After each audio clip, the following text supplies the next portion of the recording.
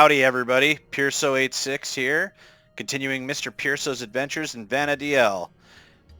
Standing next to this pantless Galka with some poor Moogle strapped to his arm.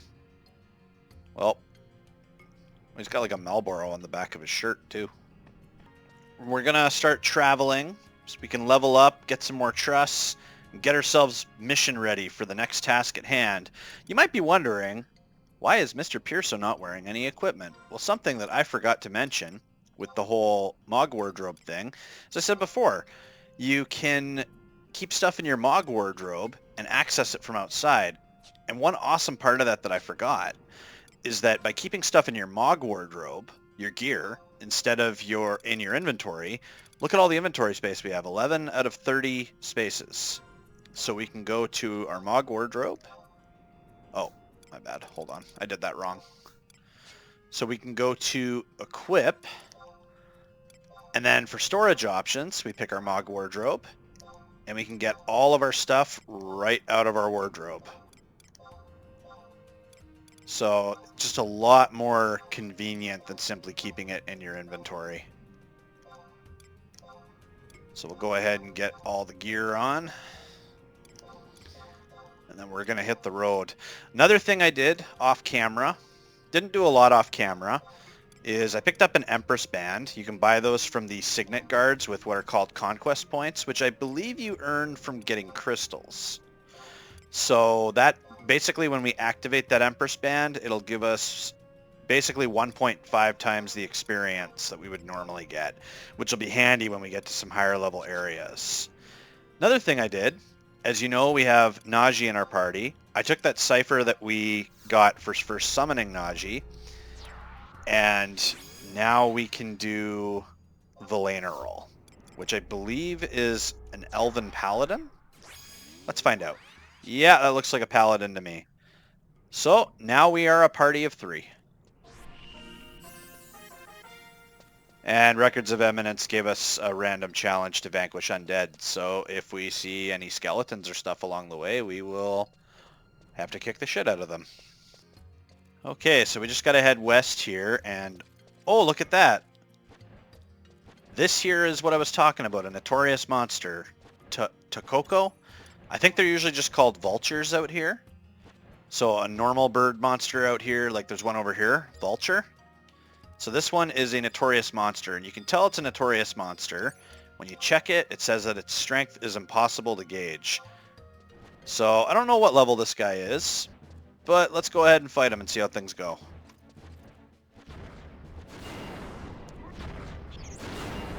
This is how a lot of fights go in Final Fantasy XI, especially when you're leveling later, is an entire group just gang beating one mob. Oh, did Valaineral actually use Provoke that? Oh, Valaineral did use Provoke. Well, that's good to know. So we're basically a party of 3 tanks. Oh, that's not bad. So we just got an item from that Tococo. Armiger's Lace. Strength +1, Vitality +1. And since we don't even have a neck piece, we'll definitely throw that on. Vitality is really good to have if you're tanking, because it increases your health. Basically just means you can take more damage. I'm sure anybody who's played any RPG ever knows that. I believe in D&D they would refer to it as Constitution. And oh, here we go. Eventually we'll be at a high enough level that these low-level aggressive mobs won't even attack us anymore. The only problem with having Naji and Valaineral hogging the tanking is I'm not going to get a lot of, like, shield skill ups and the like, but it is nice to have these guys just in case we run into a bad situation.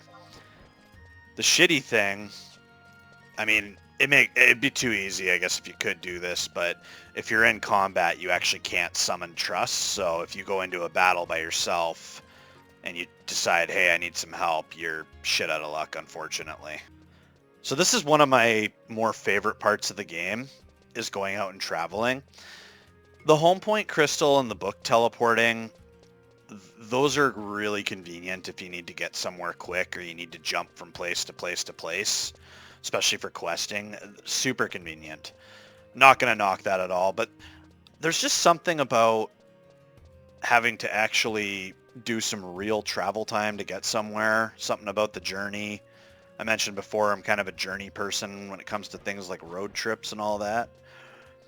And I don't know, just the idea of a group of companions running off and having to like brave the elements and brave the dangers of the road and not knowing if you're going to have a successful trip or not. I don't know, it's just kind of exciting. So I zoned into a new area.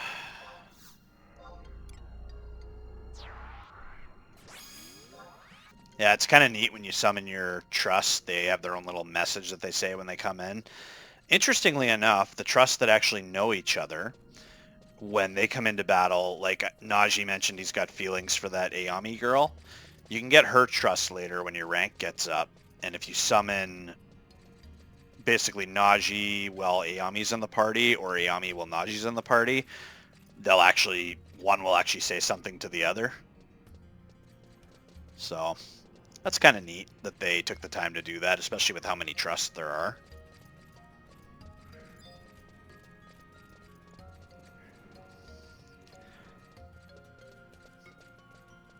I'm guessing this Valaineral is someone from Sandoria, the Elven Kingdom. I think that's probably going to be our first destination on this trip. We might make a couple of stops along the way, but I think just getting up there, taking advantage of the trust initiative, and then maybe try to hit Windurst after. Windurst, you have to travel by sea on a ship. So we've got quite the travel itinerary before us. Up ahead, you can see an outpost. These are a pretty common sight on a lot of the maps. You can see them as little red blips there. And there's actually a book there too. One of those survival guides. And I think a grounds tome as well too, or a field manual or something. So if we look at this, I think this is one of the ones that you can... Yeah, it's a survival guide. So this is one of the ones that you can actually teleport to. And this guy here is a signet guy. We can also set our home point here. I've got our home point set back in Bastok just in case something goes wrong. But now that's another place that we can book teleport to if need be. It's pretty close to Bastok. I don't mind the walk. It's just me. So as we can see, looking at the map, we're still in North Gustaberg, and we'll be going up to Constatat Highlands. And after Constatat Highlands, we go to the Valkurm Dunes, which any of you who played this game before will probably have both fond and infuriating memories of Valkurm Dunes and the hell that place was to have your first low-level parties. There's actually, if you go on Google, and I believe you Google Valkurm Dunes, someone actually made some fan art of a party, I think like an entire party getting annihilated by a goblin or something. Look it up. It's actually a really well done picture, and it really captures the frustration and the defeat that I'm sure all of us experienced there from at one time or another. Unfortunately, you don't see a lot of groups out there anymore because people have the trust initiative, so they can just summon their own party. Which, you know, in one sense, there's pros and cons to that. I don't think you can replace that human element of playing with other players. I mean, but at the same time, playing with computer players, you do avoid some of the drama and just people being assholes, because there's always a few of those on an online game. Check this out. 2002 graphics at their finest. That waterfall. My trusts are just staring at me like, why are we stopping? Okay, we'll keep going. Yeah, there's so many neat little areas here. If I remember correctly, I think you can actually get down near the water. I don't remember how, but you can actually, I think you can actually get down near the water, down near the waterfall. Because I think there's a quest that you can do later where you have to go around and find a bunch of stone tablets stone tablets with historical writing inscribed on them, and I think there's one behind that waterfall. The Palboro Mines for Mission 1-3 in the top right of the map, where you see it kind of dip in there to the northeast, that's where we'll have to go when we finally do Mission 1-3. Oh, we've got another Signet guy here. It's actually funny, I find on this server that either Bastok or Windurst tend to be the leading nations for the conquest.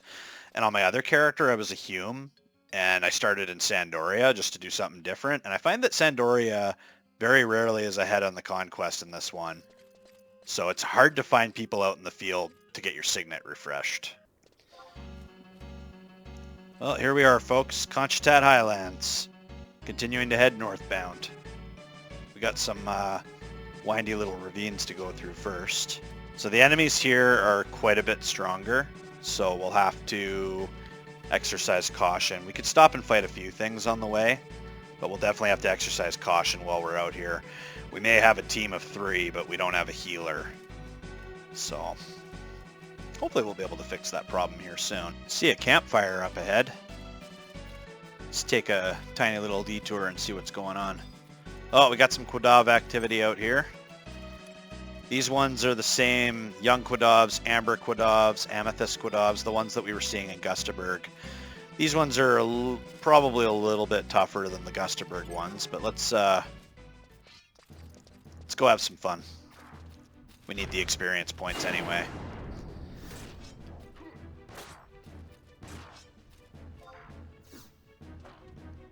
It's kind of neat that they, I mean, I know it's old game, old graphics, but it's kind of neat the detail they put into this world, where you go out and you find these campfires, these little camps set up by the beastmen. I think that's an impressive attention to detail for such an early MMO, that back when MMOs weren't really a common, popular thing, at least not to my knowledge.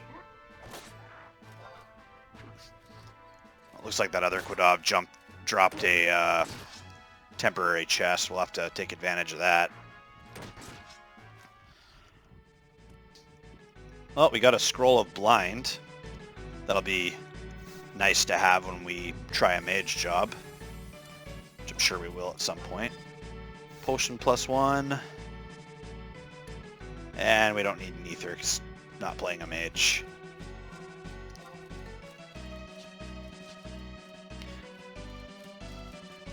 Neat thing with the trusts too is they actually regenerate their health and MP as you're running along. So this here is an Onyx Quadav. They're a stronger Quadav. They still aggro by hearing, just the same as the other ones, but this one is actually like a tough Quadav. Let's go ahead and try fighting him. As soon as I get in range, he can't hear me taunting him.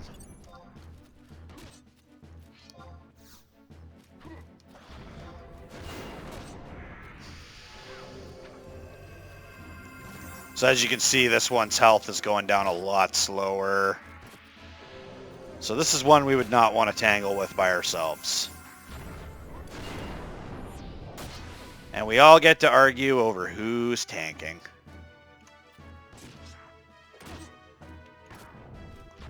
Provoke has a 30-second recast. So 30-second cooldown.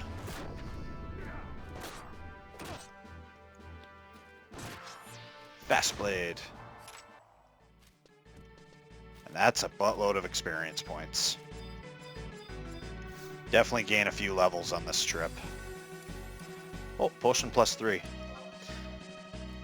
And I guess we'll take the eye drops because those mage Quadavs can cast blind on us.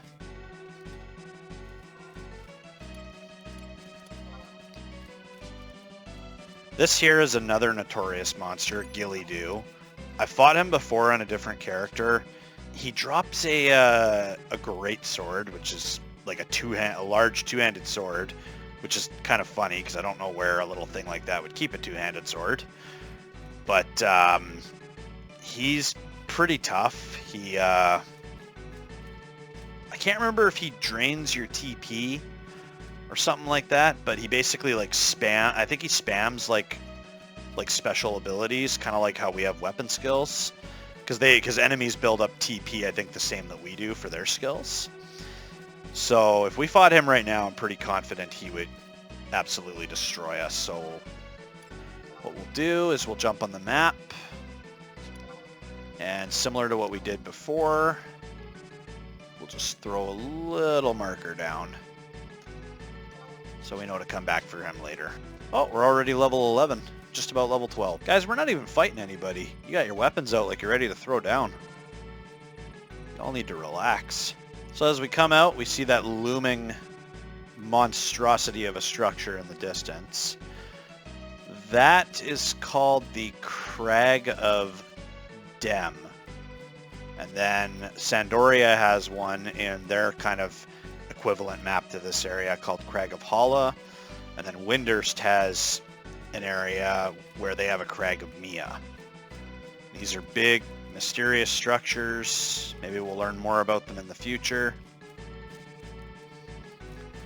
We are going to make one quick stop here.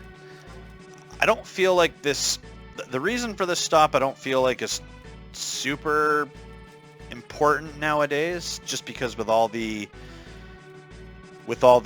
teleporting with home point crystals now and how they've just made travel a lot more easier and convenient. There's what's called a telepoint crystal on the north end of the crag, and what that does, you get a crystal shard or something from it, and it basically allows you to teleport here or be teleported here by a white mage spell called Teleport. In this case, it would be Teleport Dem. Oh, let's kick this guy's ass.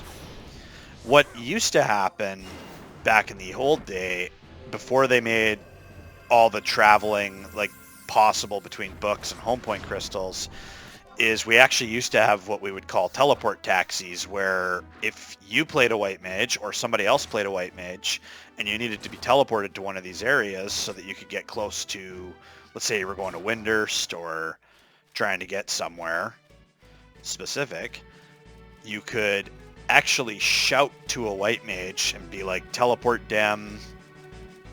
This game has an auto-translate function, so it looks something like teleport Dem. Can I have it? You can have this. 2K. So you pay like maybe 2,000 gil for a teleport. And I had a white mage leveled up on my old Diabolos character, and so I could actually give out those teleports and made a nice little bit of money doing that. There we go. We got the gate crystal, so we can teleport here. Like I said, probably won't really use it, but it's not a bad thing to have, just in case. One neat thing, and this goes back to talking about just how really helpful and close this community was when this game was hard as hell to play, was back in the day when we did those teleport taxis. One thing that I always thought was really nice, and I always tried to pay it forward when I played White Mage, is when Christmas time hit, you would actually give out teleports for free. Not everybody would do it, but I would ask a White Mage for a teleport if I was playing on Christmas, because, I mean, chances are I wasn't working on Christmas Day, and they would be like, oh, no, it's Christmas, free teleport, have a great day. Just those little things that the community used to do for each other. You'd really go out of your way to help somebody out, because as we discussed before, you never knew when you'd need someone. This is a mad sheep. I don't know why it's mad.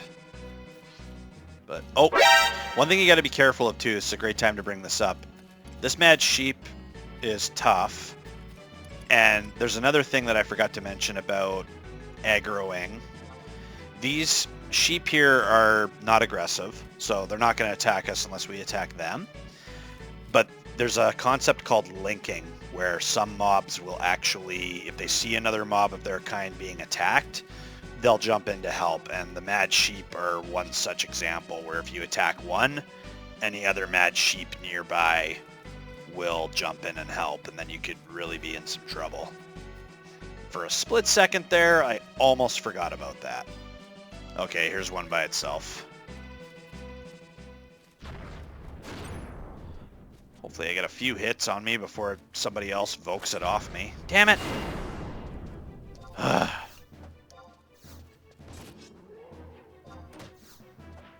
Might need to get some more trust so that I can actually get my shield and parrying skills up. Not able to tank with these two guys on the team.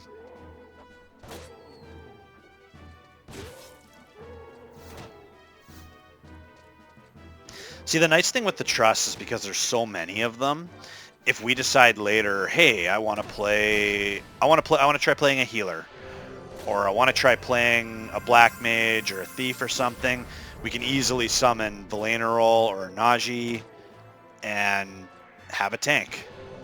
But if I'm wanting to play the tank, then it's probably not the best idea to have more than one tank on the party, because we're just going to be fighting for aggro. And look at that, we are level 12. I will say one downside with the trust, you can't issue them specific commands. Like, you can't tell one trust, hey, stop casting this spell and focus on this spell. They'll kind of just do what they're wired to do. Another thing too, which can be a little tricky if you're playing, let's say, a healer or something like that. A lot of times in human groups, the healer wouldn't even pull their weapon out. They would just stand back, heal, and try to stay away from the action so they don't get killed. Oh, we got another survival guide here. But with trust, they actually will not start engaging an enemy until you have taken the first swing, which, playing a warrior, that's not a problem, since you're going to be the one probably taking the first or second swing anyway. But when you're playing a mage or a bard, or a job where you really don't want to be in the thick of it like that, that can be a little awkward. You got to get a little creative.